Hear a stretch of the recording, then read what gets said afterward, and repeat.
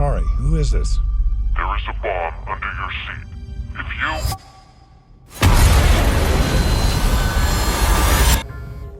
Are you gonna answer that? It's not mine. Hello, Matt. Do I have your attention?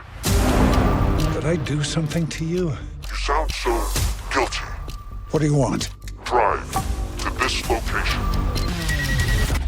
We can't get out. The car will explode. We're here. Listen very carefully. Welcome back to Night News. Before we start, please like the video for more excellent content. Open the glove box. Shoot him. Why are you doing this? What have I ever done to you? Dad! His life or yours. What do you want? Your investors' money. 208 million euros. This is about money?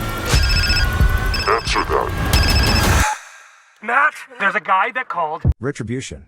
Matt Turner resides in Berlin with his family, which consists of his wife Heather and daughters Emily and Zach, and works as a financier for Nanite Capital. Your best friend.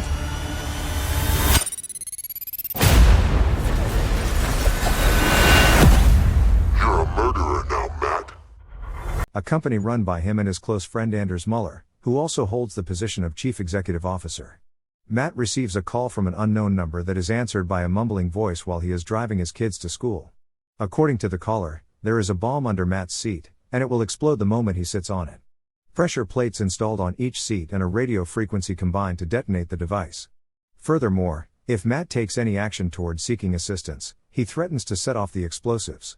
Following his discovery of the device, Matt must follow the bomber's instructions to keep everyone alive and stop the weapon from detonating. Matt has no choice but to watch as his client Sylvan, who is also getting bomb threats, dies in an explosion as Sylvan's shocked girlfriend tries to flee the premises. A bomb threat was being sent to Sylvan as well. Sylvan, one of Matt's customers, has also received a bomb threat. Matt receives a call from the bomber telling her to retrieve 50,000 euros from the bomber's safety deposit box at the bank. The bomber gives Matt instructions to follow. Heather successfully retrieved the item, and the bomber instructed her to give the money to the person wearing the blue outfit. Just as she arrives, the cops show up and without further incident, they take the man into custody. After seeing the TV report linking him to the attack, Europol agent Angela Brickman calls Matt's number and speaks with him. Brickman is given the order to block the signal when Matt, who is trying to persuade him that he is innocent, answers the phone. The bomber informs Matt that he and Anders have a 208 million euros customer/fund. The bomber refers to this money as being deposited at a bank in Dubai under Matt's emergency collateral account. He makes arrangements for Matt and Anders to meet at the power plant. Upon reaching their location, the bomber uses coercion to force Matt to give Anders the order to empty his collateral account, and then coerces Anders to follow through on the directive. Anders is giving in to the bomber's demands against his will, but in return for Matt's life and the lives of his children, the bomber orders Matt to shoot Anders with a revolver. When the bomber blew up Anders' car as a reaction of Matt's rejection, it created shrapnel that injured Emily's leg. After Matt runs into a police chase and finds himself surrounded by authorities, Angela and Heather ultimately arrive at the scene. At this juncture, Matt requests their aid. Once the bomb squad discovered that the pressure plate was only beneath Matt's seat, they were able to safely extract Zach and Emily from the car. They were able to save their lives by virtue of this discovery. Emily then gets her wounds treated by a medical professional. Angela chooses to ask Matt about it since she is looking into the potential that there is a connection between the bombing and the theft. Having had his last conversation with Heather, Matt gets into his car and leaves the area, intending to find the individual who did the bombing on his own. It is Matt's conviction that they need to meet in person for the bomber to get the reward money. From the start, Anders was identified as the bombing's perpetrator. In order to hide his plan to steal 208 million euros that were wired into his Bitcoin account, Anders has acknowledged that he intended to frame Matt for the string of explosives. This was done in order to protect the identity of Anders' scheme to steal these cash. Matt was chosen to shoulder the responsibility for all of this. Matt makes the decision to end everything by intentionally creating an accident, which leads to his car getting stuck on the side of a bridge. When Matt lets go of his seat belt in his car, he loses his balance and tumbles into the river.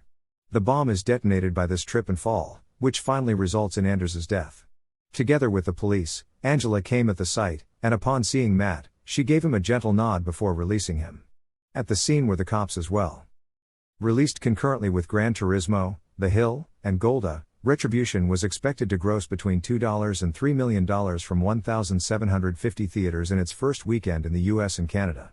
In particular, it was estimated that Retribution would bring in $2 million to $3 million.